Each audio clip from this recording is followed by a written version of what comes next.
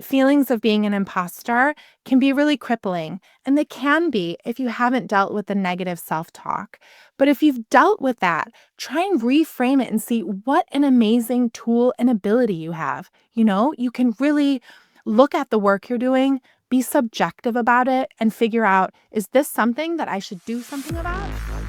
Welcome to Adapt or Die, the podcast where leaders share real stories behind their biggest pivots. My name is Andreas Pedersen. I'm a former tech CEO that turned into an executive coach, and I'm the founder of Leaders Adapt. Welcome so much to the show, Martha. Yay, thanks for having me. I'm really happy to be here. I am super excited for this chapter. This is a core pillar of the book, Power Without Permission. I think a lot of our materials that we're putting out there is very tied to your chapter. No pressure at all. And especially tied to, for the listeners, it's tied to imposter syndrome and being an insecure overachiever. And we're going to cover some of that today. But Martha, walk me through the pain situation years ago. You're in that room, that specific moment where everything started to change, or you made that realization of who you are and who you were becoming. Who is in the room? What is the situation, and what is the risk you're facing if you're not adapting? Yeah, so I would say sorry to disappoint you, but I don't really think it was one grand moment that made me realize I needed to change. I really just knew it for years, and I think it was fear that was holding me back. I think it was partly thinking, what if it's something I can't fix and I'm stuck like this forever? It's better not to try. Or what if I do try to fix it and I still can't, do something about it? I still can't excel. It would just be this self-fulfilling prophecy. So I think that really was it. And outwardly, I think I really projected confidence to people. I distinctly remember, I think early in my career, maybe I wasn't so confident, but I distinctly remember after having kids and coming back to work, several people told me I projected myself differently. I held myself differently. So I don't think it was other people that saw it. And especially later in my career, I was leading a team. I was constantly making decisions and in charge of these really important stakeholder meetings. But it was really inside me that was the issue. I would say I was kind of like destroyed. I was agonizing over these extremely simple things like emails that used to kill me. Like, should I say please, or I'm sorry, or how can I rewrite this so I'm more assertive? I would just over and over. And these would be basic emails, not like mass emails. They were one-to-one. And it just felt like I couldn't be me. I was constantly just berating myself for not meeting these impossible standards I set for myself. And one example I remember was helping my CTO with a board presentation that we needed for the board. He gave me, like a typical 2-minute intro of what he expected. I did that. And of course, he didn't like it. Like, we needed to do something else. And instead of realizing that that's part of the iterative process of trying to get there, I would just kill myself. Like, why didn't I get this? I'm not good enough. I should have got it based on his brief. It felt like I was really taking every single sign that was out there and finding the most negative interpretation of those signs, and instead of just taking it for face value, what people were saying. And we talked about this, the way you and I worked, for the listeners, you and I worked together many years ago now, more than a decade ago. And one of the things, when we met recently in person just a few months ago, you said to me early on, exactly the same situation where you did something, you felt it was really good. And I'm like, no, like, here is where we're missing the mark. And you said something like, you felt like you were always missing the mark. And instead, it's just an iterative process. Exactly. Talk to the listeners a little bit more about how you feel in those moments, and when did you sort of recognize that the way I critique myself might not be a very healthy pattern? Yeah. So, it's not easy being hard on yourself. I feel like I constantly was just second guessing myself, and kind of the worst things that you could say about someone, I was saying them about myself. So I realized that it was super unhealthy to constantly not only put this pressure on myself and these expectations, but just what I was saying and what I was thinking. You asked a little bit earlier what it was costing me. And I would say, not to be hyperbolic, but I think it was just costing me everything. Toward the end there, before I really made these shifts, I was experiencing a lot of stress symptoms. You know, it was weird. Like I would sit and try and relax, and I would get like all this tingling sensation on my neck and shoulders, which I don't think is a good thing. And I was having trouble sleeping. And I think the worst part is bringing that home to my family, you know, to my husband and my 2 kids. And that's not how I want to show up as a partner or a mom. So I really realized, okay, this isn't just about me anymore. It's actually affecting the people that I love around me. So I have to do something about it. You have no clue how many times I have heard people talk about the physical manifestation of the pressure they put on themselves. If it's laying awake at night, if it is waking up early with work in your mind, or thinking, oh, I got to fix this, I got to take care of this, and all those anxiety things. Or it's like you said, pain in the neck. I actually hear that quite a lot. I'm like, interesting. Should you not listen to your body? And should you, and many people don't. Tell me, why did you listen? Yeah, so I think it was a combination of things. I know one distinct memory that I have where I was realizing this was a huge disconnect between my mind and reality was I joined a company. I hadn't been there quite a year. It was during COVID. So we did the yearly kickoff just online at home from our computers. And that day, I was just going through it. It was a really tough day. I felt like I wasn't meeting the expectations of those around me. I was getting some pushback. I was taking it really hard. So I was actually sitting in that meeting with the camera off, kind of crying, like really upset with myself. And then they got to the award portion of the kickoff, and I won Employee of the Year.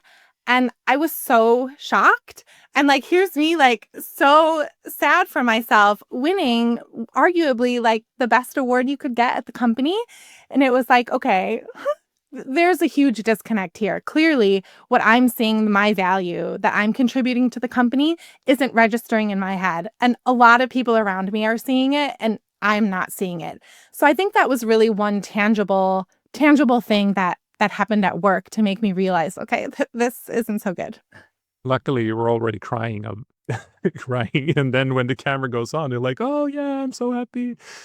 Where do you think this comes from, Martha? Like, is this family, school, early bosses, childhood? Like, how did this happen? And I, please remember, you're talking here to the listeners who they might be already now thinking like, "This is me," and it's not easy to talk about these things. It's okay, but you have to. Walk us through a little bit. Where do you think this come from in your case? Yeah, I mean, again, I think it's a variety of things. I think in the end, it was really me driving it. But really what got me to drive it probably was my upbringing. My parents, neither one of them, well, my mom never went to college. My dad started college and dropped out, and that was always like an issue. That fact. I remember my dad saying on several occasions he would have had a better job. He would have been making more money if he had just finished college. And in fact, a couple years ago now, he actually went back and got his degree. So clearly it was something that was so important. He even did it when he was 70. So I think that was one part. We were always taught, I have 2 older brothers. Education is super important. It's the most important thing. That's how you get a good job. And to show it's important, you have to work hard at it. You have to get good grades. And I was blessed to have 2 older brothers who are both very intelligent, and especially the brother who's closest to my age, like genius level intelligent. I remember several times in school, teachers who had had my brother would be expecting this like prodigy, and then they just got me, and they were maybe not disappointed, but you could see the visible letdown, like, oh, it's not going to be another one of those in my class that I'm teaching. So I knew from early on I needed to excel, and my parents pushed me toward it. You know, if I just got a B plus on something, immediately the reaction was, but why wasn't this an A? Why didn't you work harder to make this an A? And, you know, for a lot of parents, a B plus is great. But for mine, it just simply wasn't enough. And so I really internalized, okay, my brothers, they can do it. They're getting better grades than I am. My parents aren't happy with what I'm doing. I need to work even harder. So I really pushed myself to succeed. And that just kind of continued with me. In college, looking back on it, I graduated early with honors. I got really good grades. But of course, when you compare, my brother was valedictorian. So I was never quite at that level of those closest to me. I was never maybe quite meeting those expectations that were laid out. And I brought that with me all the time into sort of every facet of my life. And I would say the crazy, or what I think is now I can say is kind of crazy about it, is I wasn't just comparing myself to, okay, I have this genius brother. He's getting really good grades, da da da. I was taking, okay, my genius brother, this colleague who's excellent at presentations, this other colleague who's like the most creative one. I was taking all the best bits of all these different people and trying to reach that mythical person. I mean, it's impossible, but I would kill myself over the fact that I wasn't doing it.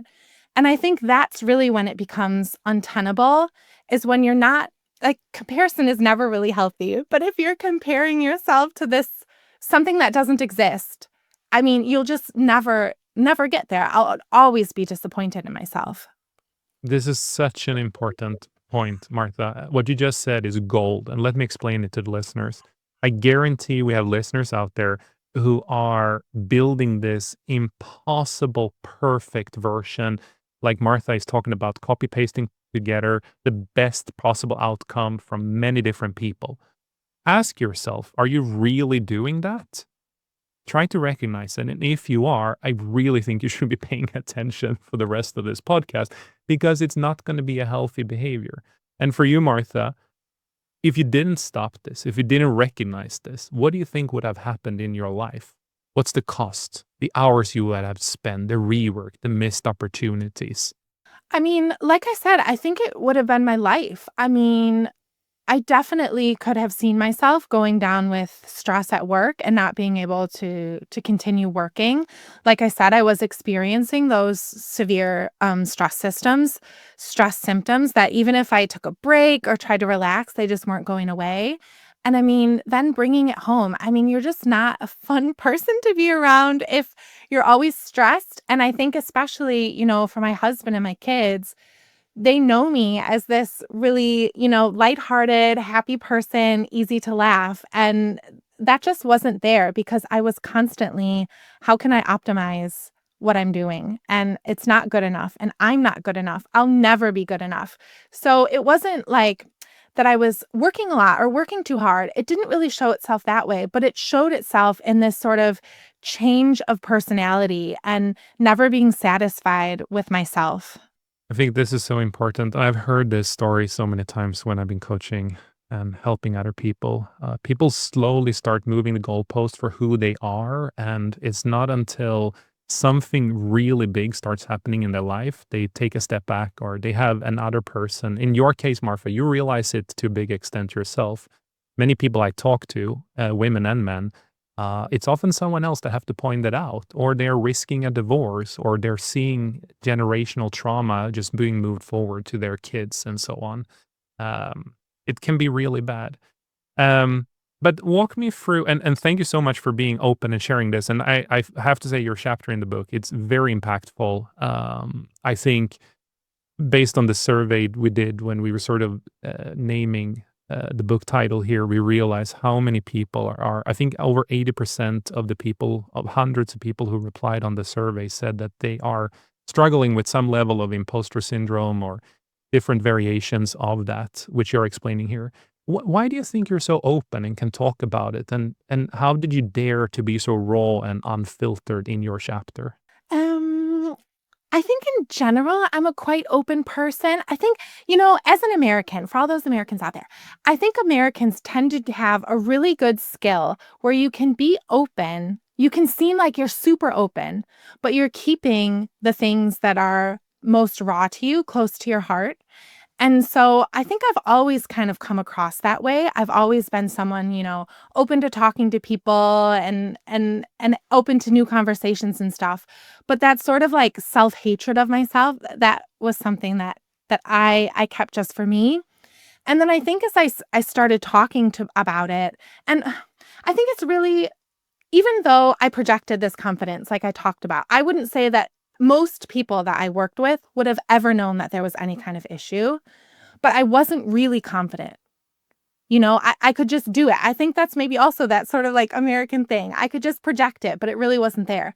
And then I think once I actually dealt with this, I became confident and I wasn't doubting myself. And I did realize that the work that I was doing was amazing and I should stop putting myself up to these impossible standards, stop talking to myself so badly. And once that happened, I mean, it completely changed my inner dialogue with myself. And once you've gone through that process of, being so hard on yourself and kind of hating yourself and coming out the other side about that, it's really, if I share it, what can it hurt me? Because really the person that can hurt me the most is me. So it's not really an issue sharing it with other people because there's really nothing that someone else could do that could hurt me more than I have already hurt myself. Yeah. Not making the change hurt you more than actually facing the fear and talking about it. For sure. So, okay, you made this realization, you have made this big journey, and you are a very powerful, brilliant, I mean, especially within marketing as a leader, you know how I think very highly of you, Martha. But walk the listeners through, you now made this realization, you like, okay, I got to deal with this. What were the steps you took to sort of get help to work through this, or and why I'm kind of leading you here, but can you actually solve this yourself? And what's the pros and cons compared to working with someone else? For me, I definitely couldn't have solved it myself. Like I said, I was way too fearful um, to even go there. And like I said, that fear of what if I put in the work and it doesn't actually happen? That stopped me from doing it. Like I said, I want to achieve, and that doesn't sound like achievement to me. Thankfully, I had a really insightful manager. I hadn't completely opened up to my manager, but he could see this sort of disconnect between the outward accolades that I was getting and he was hearing versus how I would present in our one-to-ones, what I would be insecure about. And he realized that it wasn't enough for him to just talk with me about it. He tried and it just wasn't really working. So he suggested that I start seeing a leadership coach. I'd had mentors and other sort of people in my life who helped me and supported me, but I'd never seen someone who this was like their job, this official capacity. And I think that really helped. And when I first started seeing that leadership coach, I was also a little bit reserved. Like I said, I'm a quite emotional and expressive person, and that also includes crying. And it's not necessarily like crying when I'm frustrated. I can cry, when I'm happy or I don't know. It's just really overcome with emotion, right? It's just a part of who I am. And when I talked to this coach, I would say maybe for the first, 3 to 5 sessions, I didn't cry. So I was talking about issues, but I wasn't really getting into them, or I wasn't getting into maybe what I would have deemed the stupid issues about like struggling to send emails, right? It would be more, oh, I'm having this issue with a team member, or how do I do this, or whatever. So I was getting some help through the coaching, but I wasn't really getting there. And then finally, after talking with her and feeling like it was a safe space, I opened up to her, and it happened to be about, I think it was like responding to emails that I was just so overwhelmed that I started crying. And I think it took her aback a little bit. She was a little surprised, I could see, but to her credit, she found me some tissues. She took me seriously. We kept going. And it just really felt like, okay, here's someone that this is her job. She's seen it all and she's embracing me completely. The tears, the silliness, the being really hard on myself, and she made me realize like I could keep going and I can do something because she's not losing hope that there's a way out of this. She's still here and fighting for me and supporting me. So it made me realize, okay, this is something that I can actually tackle. And in the book, Power Without Permission, you actually go through one of those interactions you're having with her and one of the exercises you did with her. And I think, obviously, we want everyone here that are listening to go buy the book. It's gold filled from these exceptionally powerful women leaders and how they have made these massive transformations. with that said, please walk through the listeners what that exercise was and what that moment was. It was something that really moved me. Yeah, it's probably one of the toughest moments I had. It was really, really difficult. So I think just after talking to me, and I think she realized like the sort of maybe typical advice or advice that maybe worked with some of her other clients, it just wasn't working with me. I could always talk my way out of, praise or a compliment or find some other angle. Like I said, I was always finding the most negative interpretation of stuff. And so she decided about a different kind of exercise that was really tough. It was like a table exercise. So what we did is we had a big table, and I sat on one side of the table and I voiced out loud all of the things that I said in my head about myself. Like, I will never be good enough. There's no way I can do this. People don't think I can do it. Just all of these really hard things. And it was really hard to even say. It's one thing to have these thoughts in your head, but to vocalize them and, have them fill up a room, it was really, really tough. It's difficult, I think, not to talk about it, but I can feel that I'm getting a little emotional talking about it now. It was just so impactful. And she was just silent. She just listened. We just had to let those words like hang in the air. And then the other part of the exercise was to move to the opposite end of the table and respond to what this negative Martha was saying. And that was also really hard.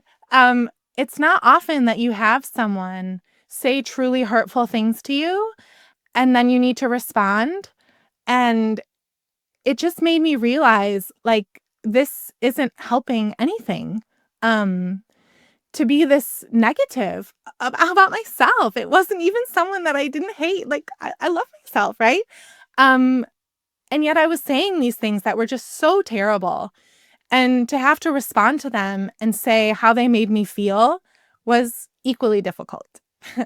But I think it just really helped not only further illuminate sort of the depth of this issue, but for me to completely understand this can't go on. I will never get anywhere in life. Forget about work. I will never get anywhere in life if the person that's meant to be my own best cheerleader, which is me, is the enemy here. It just won't happen. And I think that exercise, as difficult as it was, really made me appreciate that I need to do something about this now and the severity of the problem. It's not something that I can just put to the side or be scared of. I need to tackle this head on.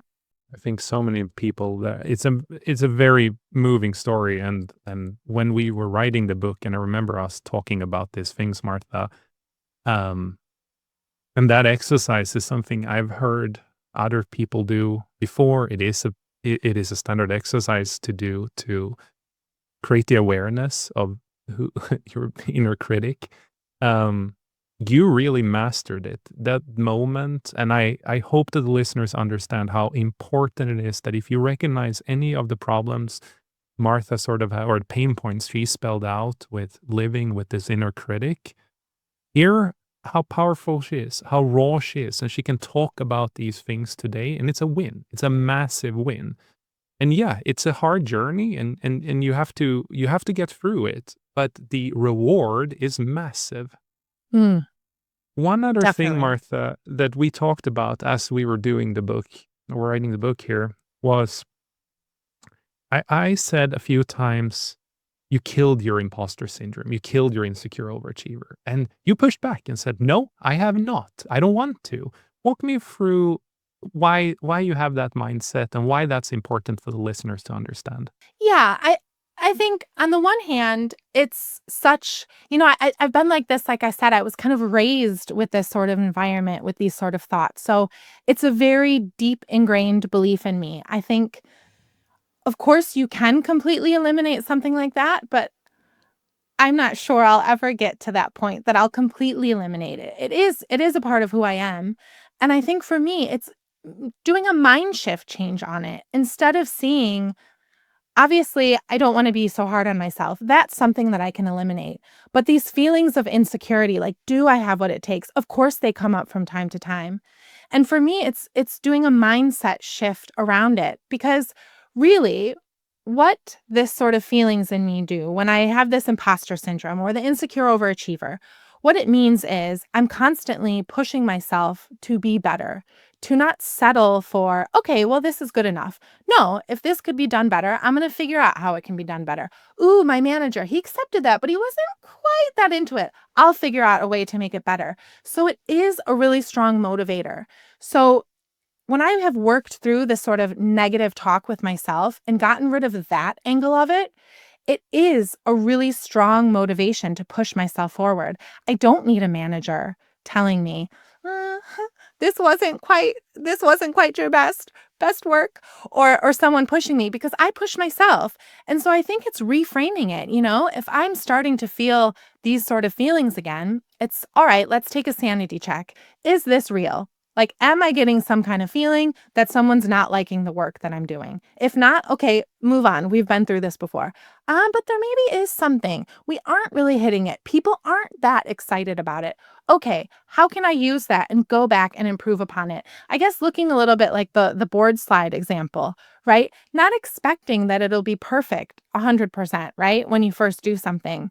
But it's once you've done something that's not where you want it to be, okay, we've eliminated that option. So now how do we get to where we want to go? And so I think it's using these sort of feelings more in that direction to push myself forward.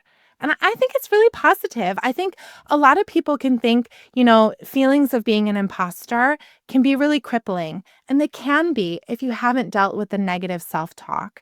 But if you've dealt with that, try and reframe it and see what an amazing tool and ability you have. You can really look at the work you're doing, be subjective about it, and figure out, is this something that I should do something about?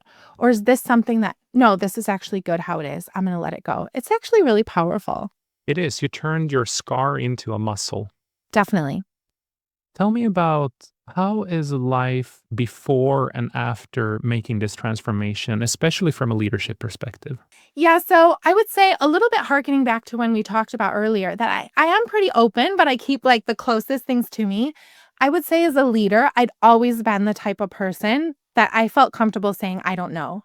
Like, no issues. I don't know it. I'll go back and I'll find the answer. You just wait. Like, I was never had an issue saying that. But I don't think I was really open ever with how I was truly feeling about things myself. And then after going through this experience and just realizing how detrimental it was to me, I started when I talked with the team, opening up about more of those sort of softer things. So maybe just saying, this is a really tough week and I'm struggling with this, and this, or these things are what's on my mind. And just really being open about that. And I found from doing that, the team was totally open with me. Some were open with the rest of the group, which is great. Others were just open with me on one-to-ones. And that really helps. I mean, when you're a leader, you can tell when something's not right with your team member, but it can sometimes be difficult to know exactly where is this coming from? Is it work? Is it something they're bringing from home? How can I help in the best way? So when you have someone who's open and will share exactly what it is that's on their mind, it makes it so much easier to figure out, okay, how do we get to a place that's better for you? And so that's totally transformed my leadership. I'm not scared at being completely open because I think it's so helpful. I think, like you said, so many people struggle with these things. Showing someone who probably outwardly looks quite confident and is maybe winning awards or whatever, but I still struggle too. It's not easy, is so helpful to building a team with psychological safety. Powerful, super powerful. Tell me a little bit about the awareness you have now and how are you making sure that your own kids are not continuing doing what you used to be doing? Yeah, that's been something that's been a little hard for me.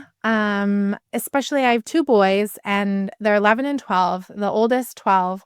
He's always been kind of hard on himself. And I think at first, before I went through this process, was just kind of like, okay, I recognize that he's doing some of the things that I did when I was younger. So they had some national tests, and I think he got like 2 questions wrong, and that was the headline. I got 2 questions wrong, not I got everything right, but 2, you know? He was always focusing on the negative part of what he was doing and just really hard on himself when he wasn't perfect, or he didn't turn his test in the fastest. Someone was faster than him, or things like that. And I brought it up with a teacher and we talked about it. My husband and I were like, okay, let's make sure when we give praise, we're really specific about it, not just good job, but specifically what it was that you did a good job. That was also why we introduced the concept of I take all their basketball stats at their matches, because they were so focused on points. And if they didn't get the most points, it wasn't successful. But it's like, hold on here, guys. There's so many other metrics that you can be looking at that show the full picture of who you are as a player, not just one. So it's something that had been on our mind. And then I realized, when I was talking or working with my kid, he had decided that he wanted to help bake. So we pulled out all the ingredients. We were going to make American pancakes, and he went to crack an egg into the bowl, and he'd never done it before. And when he did it, a piece of the eggshell went into the batter. And immediately he was like, oh, I'm so stupid. I'll never be able to do this. And it was like, oh my God. I just kind of was like, felt for him so much, and I'm dying. And I like want to hit myself on the head. Like, oh my God. And so I talked to him. This was also something, a piece of advice that I got from my coach. I talked to him, putting it in a perspective of one of his friends. So saying, okay, if your friend were here and we were making pancakes, and the first time he cracked an egg, a piece of shell went in, like, what would you say? Would you say that he was stupid? And he would be like, no, of course not. He'd never done it. It's like, you need to start talking that way to yourself too. And we had this really good conversation about, when you're hard on yourself and the feelings that he had. And it really opened up for us to be able to talk about when he's frustrated at school or he feels like he's not up to enough. He'll come to me and we'll talk through the problems. And I've noticed, recently here in Sweden or in Malmo, they have, when you go to middle school, they have some specialty middle schools, and one specialty middle school is for sports. So, of course, my son really wants to go for basketball, but you have to try out. So you can't just apply and get in. It's really exclusive, and there's like 2-day tryouts for it. And we passed by the school a couple months ago, and as we passed by, it was like, oh, that's the school, and he was like, if I go there, and then he was like, wait, when I go there. And I mean, I almost started crying on that bike ride because it was just like, I think he's starting to get it, and it isn't when he's in his 30s really struggling and beating himself up over it, but he's just 12. And it really felt like he's starting to take in that you don't need to be your own worst critic. You should champion yourself and cheerlead yourself and fight for the things that you want, but you don't have to put yourself down in the process. And it was such a moment. And, we still go through things, but, just to feel like, hopefully he's on the right path and won't have to go through this type of struggle that I did it's so amazing. Really, it is. Wow. Super powerful, Martha. And I really hope the listeners understand here that you probably stopped a generational problem here. You dealt with it yourself, and as a result, you can stop with a generational issue. Because you talked about your parents, you talked about you, and now you're stopping it. I hope It's so. amazing. No, you have. Let's move into rapid fire question. Short, unfiltered answers. Just first thing that comes to your mind, okay? Okay. One belief you retired. Compliments are something you say just to be nice. I love that. And also important to say thank you. When someone gives you a compliment, say thank you. Exactly. That's a huge shift. I used to talk myself out of any compliment, and now compliments are the truth. I just say thanks. Oh, you own them. A rule you broke that made outcomes better. There's no such thing as 100%. The faster you get that first draft out there, the sooner we can come to clarity about what we need. Beautiful. What does power without permission mean for you? Power without permission for me means to stop waiting for someone else to validate my work or reassure me that I'm competent. And instead, I give myself permission that I can lead, I can be successful, and I can take up space exactly how I am. Finish the sentence. If you don't adapt, you... If I didn't adapt, I would have raised two boys who would have doubted themselves and they would have led a life in constant pursuit of unattainable perfection. So good, so good. Tell the listeners a little bit about where you're at today. What's the one hurdle you have right now? What are you working on with yourself, or what is next in Martha's chapter in your life? And let's see if we can do a little quick live coaching or come up with some quick solution together.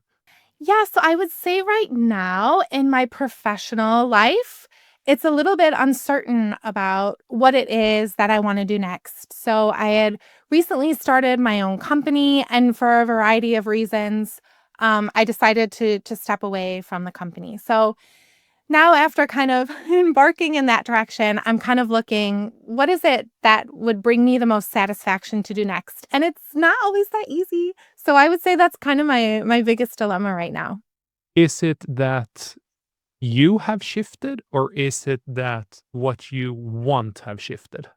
To be honest, it's probably both. I mean, I think I'd always, like I said, this whole I want to achieve and do more and more. I think I kind of always had this perspective that I should continually be going up, that's important. And when I have moved up, I've liked that. So part of it is I would like to continue doing that. But then I think, especially at a startup, for those who have ever been at a very small startup, we were just 3 people. It's a completely different shift. You not only have the sort of leadership responsibilities in the sense of you're making strategies and setting direction and you need to be responsible for that, but it is so hands-on. So you're also like, you're like the highest on the totem pole and the lowest on the totem pole in one person. And I think doing that has really re-energized me for being hands-on. And so I think that's a little bit where I struggle, that I, of course, would like to move up and have that sort of, position and mandate, but I also really like doing the hands-on stuff. That was really rewarding for me to do that again. So the level of the maturity of the company and the size is probably where you have to figure out, do I want to go for established and do an Mm, iterative process where you're more leader? And you've been a vice president, you're a phenomenal leader, basically, and a chief revenue officer for the startup. So you have to make up your mind. Do I want to do a lower title and have more authority, responsibility, bigger budget, more leadership? Or is it the startup, which all the craziness that comes with a startup, and but also very, very rewarding? Yeah, I don't know if I have an answer for you, but I do think defining it like that is probably what you need to be looking for. There's a middle path. Finding a company that is, I would say, around 15 to 20 people.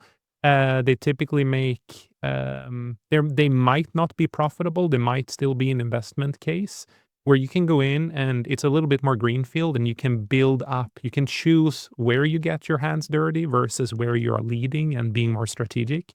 That's probably the best blend for you, would be my recommendation. Also knowing you and your personality, because I do think if you end up in a large, very large corporation, you will feel very anonymous and less in mm, touch with people. probably.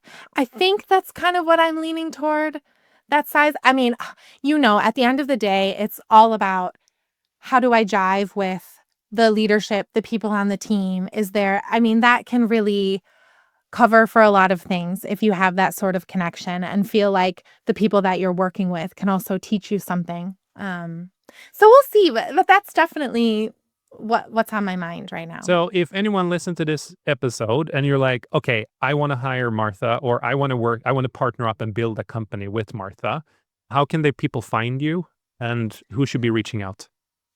Yeah, so I'm on LinkedIn. I like to talk about leadership, marketing, and other topics. So that's definitely a place that you can find me. Just search for my name and I'll pop up. Yeah. And then in addition to this, I just want to promote once again, we are launching a book, Power Without Permission, written with 13 amazing, powerful leaders, sharing their raw life stories, practical tools of how they overcame their challenges. You can go to leadersadapt.com/book to find it. In addition to that, we're also launching a community on the 25th of September. In that community, Martha will be very active talking about leadership. She has already built multiple leadership courses, going through some of the materials that we talked about here today. In addition to that, also, uh, you and I have been working on building a lot of executive leadership material that we felt was never really made available for us through normal leadership training, which are very or very, how to say, very framework focused. Ours are much more practical. Let's go, and that's also launching at that time. Martha, I'm super impressed. When we wrote the book, your level of vulnerability, open up, being raw, and sharing what you shared, and also sharing all these nuggets of how to overcome. I think a lot of people will be able to feel when they are and feel like it's them when they're reading your chapter.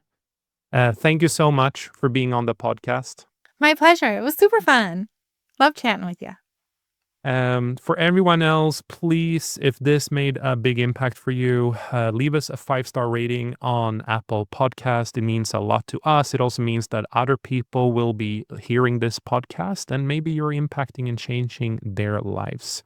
Remember, in leadership, we adapt and thrive, or we don't survive. Until next time, thank you.